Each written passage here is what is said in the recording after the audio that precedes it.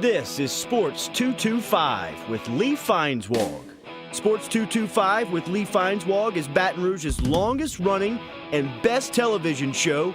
Who would have believed that? My best friend, Lee Feinswag, with the Christmas. Sports 225 is brought to you by Breck. Remember, it all starts at Breck. Now, your host, Lee Feinswag.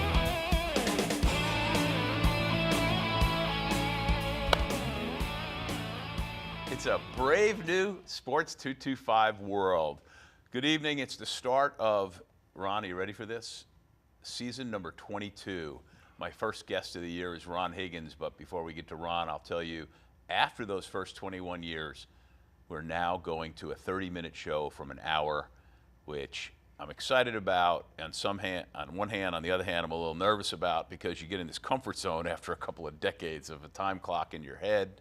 And we're also airing this show now on our Sports 225 YouTube channel. Hopefully some of you are watching it there. But what a great way to kick it off with Ron Higgins. And those are some canary yellow pants. Yes, they are. We're now in Fast Break Feinswag. 30 minutes. Hit the buzzer. Bang. Let's go. That's good. Question one. Bang. Got to talk faster.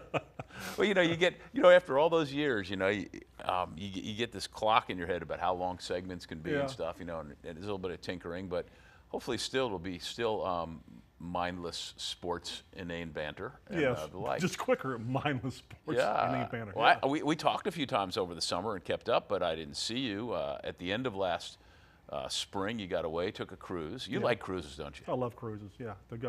We cruise at least once or twice a year. We don't care where we go. We just, they can go around in circles. As long as they serve us and they have a casino and a health club, it's all we're good. We love to cruise. It's a one-stop shop vacation. You don't have to stand in line for restaurants. You don't have to drive to restaurants. You don't have to do anything but get on the boat. And New Orleans has a really good cruise port. We've cruised out of Miami and out of Galveston. New Orleans has a great cruise port. You eat a lot? That's my thing. My fear is that I'll come back like 25 pounds heavier. I'll work out every morning. So I mean, I've never come off a cruise where I've gained weight. I came off and I lost weight. You've got to be in the minority, though. Well, yeah. I mean, people go in there. It's just like it's free for all. We'll eat all day. We'll eat in the morning. We before lunch. We eat after lunch. We before dinner. Hey, we get pizza at 1 o'clock in the morning. Let's eat that too. Hey, there's an all-you-can-eat ice cream. Let's get that too. Some people do that, and some people, of course, drink a lot. We don't really do either. We don't hardly drink on the boat. We know one of our friends from New Orleans. Of course, New Orleans, they like to drink, and this couple, their bar bill was actually more than the cruise cost, which was amazing to me. But anyway, it had a good summer cruise. Just kind of hung around here. Hardly took a vacation. We had a Bama Shy class of 74 semi-reunion for everybody turning 60, which I will be in September. And thank you, Merrill Truitt Hughes. Thank you for putting that together. Well, welcome to the 60s Club. Yeah, and so now we're into football. SEC Media Day was an usual circus. Yeah, I mean, because, you come off that cruise and you've got to start. You write stuff out seemingly every day, or at least preparation for, and then the SEC football season. But the SEC Media Days were mid-July, which seems like a long time ago, but it's obviously a fairly brilliant bit of marketing by all of them. Yeah, I mean, I think that they might be considering moving up a little bit later in July. I think it's probably the gap's a little bit too big right now. But yeah, I mean, it seemed like that was like forever ago. We were in Birmingham or Hoover and listening to. Well, let's start with that. At SEC Media Days every year, the throngs that are there vote on who they think will win the respective divisions, the overall title, and how they'll do. Very rarely are they right. It's just the way the best teams don't always win, or the ones that people think are going to win, and every year there's something. Yeah. What did you gather out of that this year as compared to what you think might happen? And who did you personally vote for? Well, I personally voted for Alabama in the West and Georgia in the East. And both are kind of linked in the fact, in the sense that LSU hasn't beaten Alabama 5 straight years. Until I see it, then I'll believe it. Everybody loves Tennessee in the East. Tennessee something like 4-35 since Fulmer's last season against top 25 teams. They can't close anybody out until they beat somebody good. And I should point out that Ron, who I didn't even do any setup because we just know each other so well. He writes for NOLA.com, the Times-Picayune, and this is the start of your what year SEC football season? Oh, this is number 37 or 38, 37. Yeah, I mean, as a professional, full-time paid journalist, 37 years, yeah. So when you say these numbers and I want to see it, you come from a strong frame of reference. Yeah. Yeah. So I was explaining to somebody, they asked me, and if they thought LSU would change their offense totally. I said, no, I don't think they will. I think they'll tinker with some stuff. I said, now this dates me, but the only offense ever known was changed totally was back in 1971 when Bear Bryant put the wishbone in during fall camp at secret and changed completely what he had the year before, and then just surprised everybody. I said, but that doesn't happen anymore. They're not going to. That's not why they're closing practice? Well, you kidding me? You mean they're closing practice just so you can't see them? Well, our Jim Kleinpeter and our staff that day got chastised by Cam Cameron for filming secret handoffs. Yeah. Are you being serious? Oh yeah, he went crazy when he told him stop filming us. Kleinpeter filmed Brandon Harris hand the ball off. It wasn't like Statue of Liberty? No, it was just handing the ball off, and so oh, Lord. We got two handoffs and hey, ho, let's shut it down. So we had, Les was supposed to be open first 20 minutes. I think all this week. Yeah.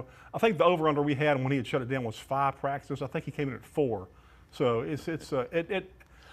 Was he laid it off for any news conferences by chance? Oh, just every one just of them kidding. so far. Yeah. All right, hold that thought. He's Ron Higgins from NOLA.com.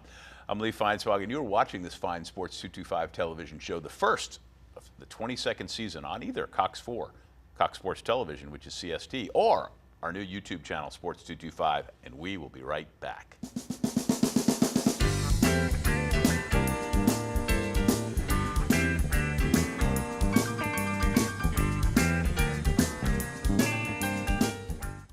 Hi, I'm Joe Martin, president of ITI Technical College, and I really encourage you to come out to our 12-acre campus here on Airline Highway in Baton Rouge.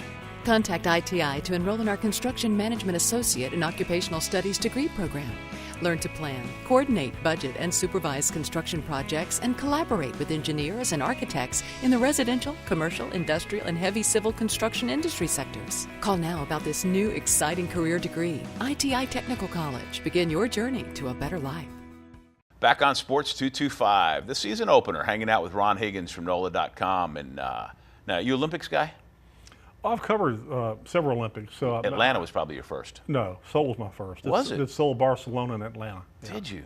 Yeah. That's great. I love Seoul, Barcelona, Atlanta. Wasn't Seoul the Olympic basketball that we lost? Yeah, that's the last one. Yeah, because they had a dream team next time. Yeah. Yeah, last one they lost. But so you covered the dream team. Oh yeah, and I had a lot of great Olympic stories. One of my favorites is I think it was Barcelona Olympics maybe. Luke Longley's playing for Australia. Okay, and they play the USA, and I want to talk to him after the game. So I go there and wait for him. And like 30 minutes pass, and somebody comes out and said, "Luke's in drug testing right now. He'll be out in about 30 minutes." So I keep waiting. About 45 minutes later, he comes out, sits down. He goes, "Hey mate, do me a favor." I said, "What's that?" He goes, "Listen, I was totally dehydrated after the game, and so I had to get hydrated. So I drank a couple of 6-packs of beer. So I'm a little bit drunk right now. I'm really drunk. So if I say anything crazy, clean the quotes up, will you?" I said, "Sure." Yeah.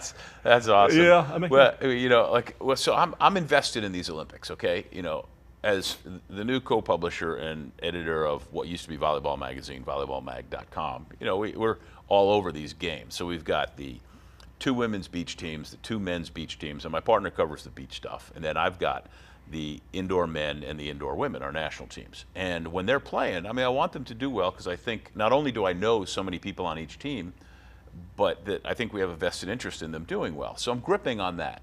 Then I got the water polo, which I play and I have a great passion for. I was lucky enough to see the U.S. men play in Houston right before the games. They played Montenegro, which was not a friendly. It was a last scrimmage, with real refs and everything before they went, and they're in the same pool, no pun intended. And it was big boy water polo. Those guys just pounded each other. I covered Olympic water polo. Yeah. It was new for me because you play it. but I never had any idea. You know, when you see a guy, he's kind of treading water, and he either got the ball or whatever. All of a sudden, it looks like, you know, the shark's jaws came underneath him. And I asked, you know, what had happened?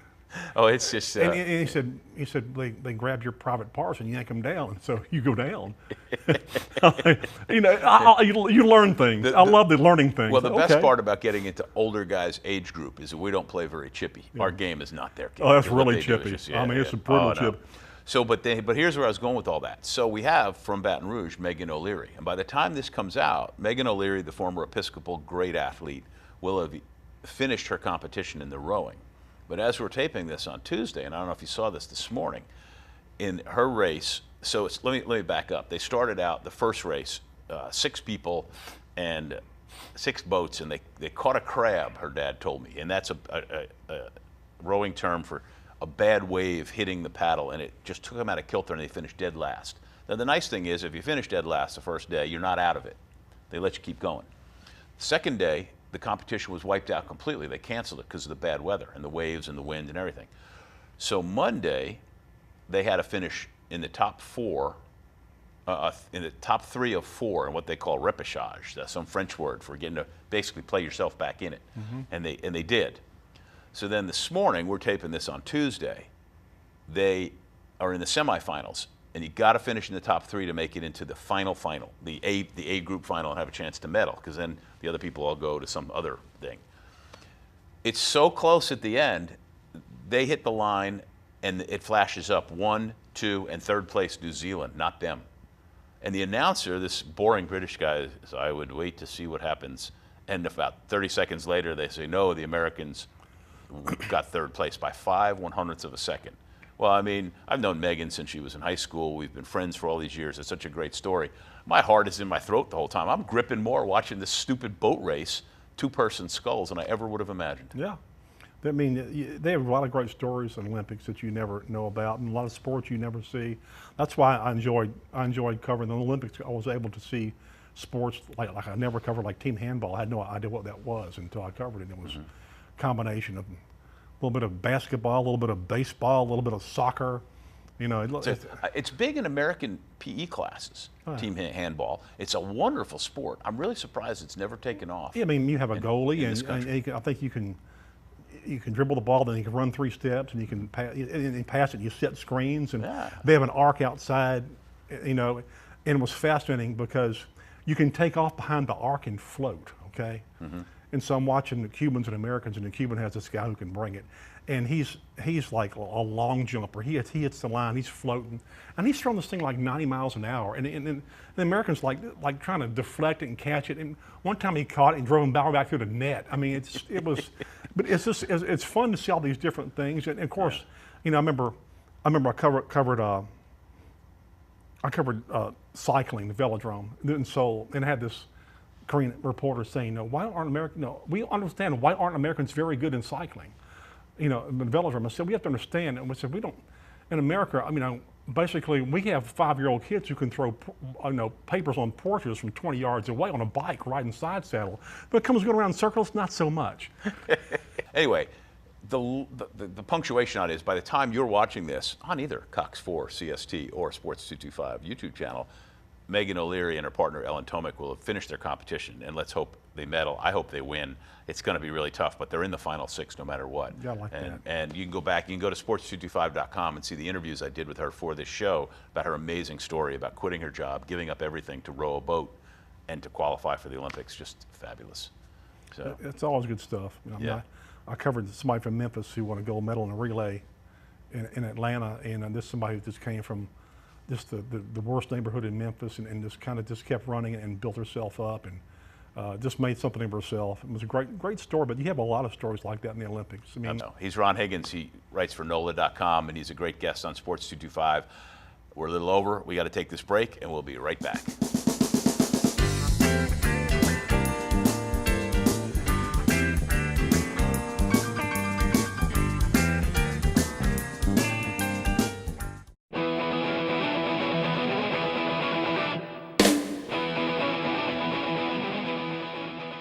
Oh, hi. I was checking out Yelphi. I do it all the time, all day, because it brings me all the news I need to know in sports.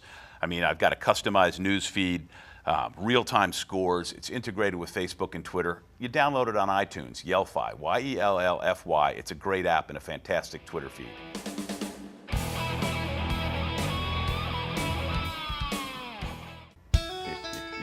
You're laughing just thinking about whatever it is. Well, just the Olympic stories I have in my head are just ridiculous. All They're right. just ridiculous. We're back on Sports 225, still laughing about Olympic stories. And, you know, when I was a kid, I always remember, even as a little boy, going, wait, you know, the American judge gives him a 9.5. The British judge gives him a 9.4. The Romanian gives him a 6.2. You know, I knew it was all messed up way back then. I knew Avery Brundage, the old IOC leader, was a bad man. I mean, I figured that out as a young kid. Very subjective. You know, some of those things are just ridiculous. And then you have clear-cut stuff like the U.S. men's team basketball beating Hiller by like 40. You know, I liked it better when we had all college players. Yeah, I mean, it was more competitive.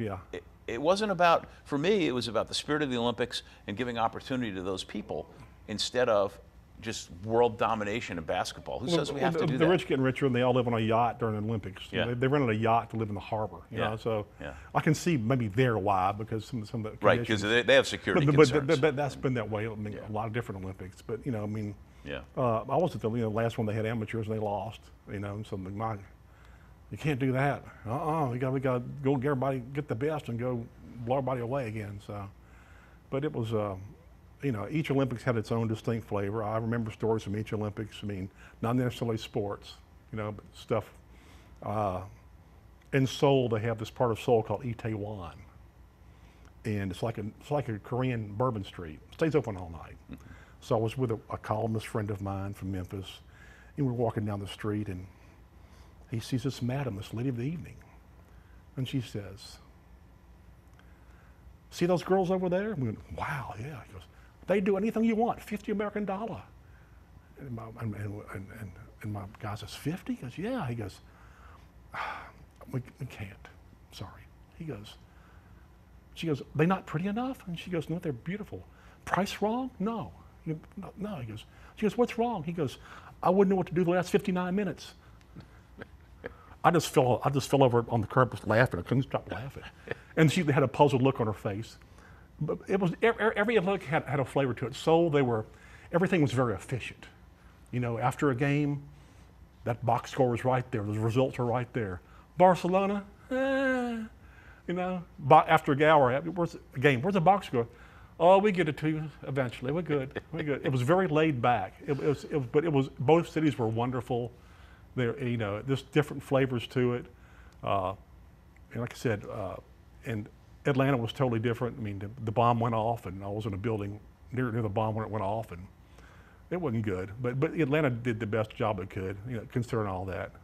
I think Boston's the smartest one of the bunch when they just said, "No, the voters there were like, no, we don't want any part of it." It costs way too much money. It really taxes your city. You might not get out of debt forever because you're paying for stuff. Well, the IOC makes FIFA look like a bunch of choir boys. Oh yeah. But and if you haven't seen the HBO Real Sports special about that, if it airs again, see it, about the IOC and the way they leave carnage behind with all these games. Anyway, enough Olympic stuff. Before I got off on that tangent in the last segment, we were talking about SEC football, which, you know, I think is probably what we're going after the most here. Next week is this show a lot of it will come from LSU Football Media Day, and I'm looking forward to seeing a lot of things out there and hearing Les Miles address the troops in a longer, relaxed atmosphere if he's on time or not doesn't really matter. I'm looking forward to talking to people like we haven't talked to yet, like Leonard Fournette. Good idea. Oh, and Brandon Harris. You know, guys that we so far haven't been able to talk to. I personally, I always open that show by going right to the special teams guys, and it's always lighthearted. But I don't see how it can be this year because you had an important guy transfer, and then you had Kobe Delahousse almost die. Yeah, an accident. And, the first day of practice, he was out there booming the ball. Yeah, that's good. good. It was good to see him. He is such a good kid. And and in case you don't know the story, he was in Kobe Delahousse, the LSU kicker, was in a car with a couple other kickers from different schools. I think it was in Wisconsin. Nebraska and I think Michigan State. Yeah, and they were in a one-car accident, and the other two guys died, and he had injuries and stuff. Yeah, and, I think think one died. I think, yeah, maybe both. Anyway, yeah, he was in the back seat and survived. Yeah. And he got knocked out, of course, and was awakened by the car being on fire. He felt the flames, was able to get out. It was good to see him back on the practice field. He's one of the really good kids on that team. There are a lot of good kids on that team. He's one of them. Well, you mentioned Leonard Fournette. Once the offseason comes about, he's pretty impossible to track down for some quotes.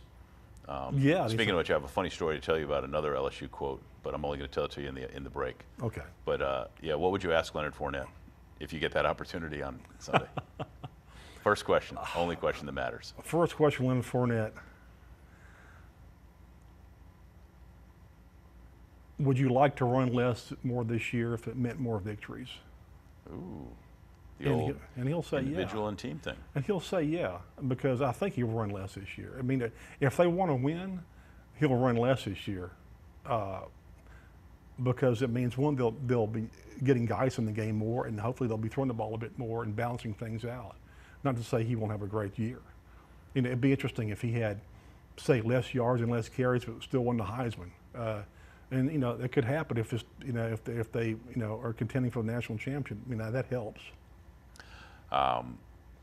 Good place to stop and get us back on track with this new and improved clock for this new and improved Sports 225. He's Ron Higgins from NOLA.com. At least I think it's new and improved. Hurry. I'm Lee Feinswalk. We'll be right back.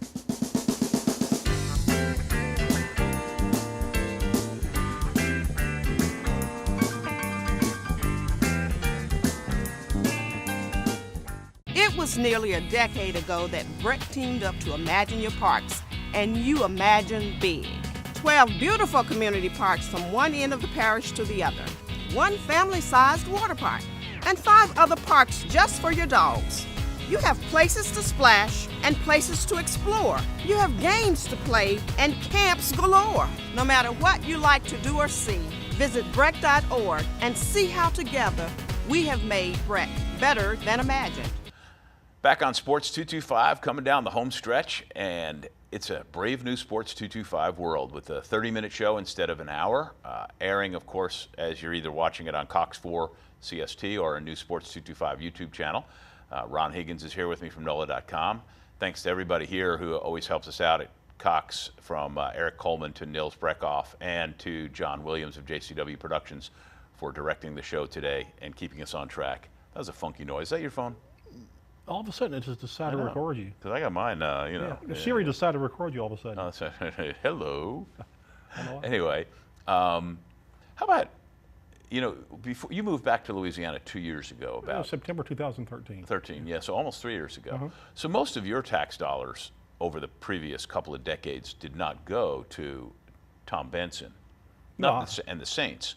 But much of our tax dollars, 10 million of them, if the number I recall properly, was what he donated to the Pro Football Hall of Fame in Canton, Ohio, to have the stadium called the Tom Benson Field and all that. And how about an actual NFL exhibition game at the Pro Football Hall of Fame being canceled at Tom Benson Field? I guess he didn't donate enough money for painters that could get it done. Your tax dollars at work. That's all I thought about. I did. I mean, that was pretty incredible. I mean, you can understand why they canceled. I thought it was, you had to. I mean, if you sit there, it's like concrete. Understand, like they painted, then they covered it with tarp. That's like aluminum foil. It's like let's just like an easy bake up, and let's bake it up.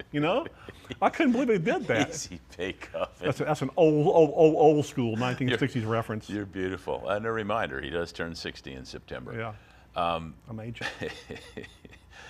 The SEC football and LSU football season will kick off in about 3 weeks.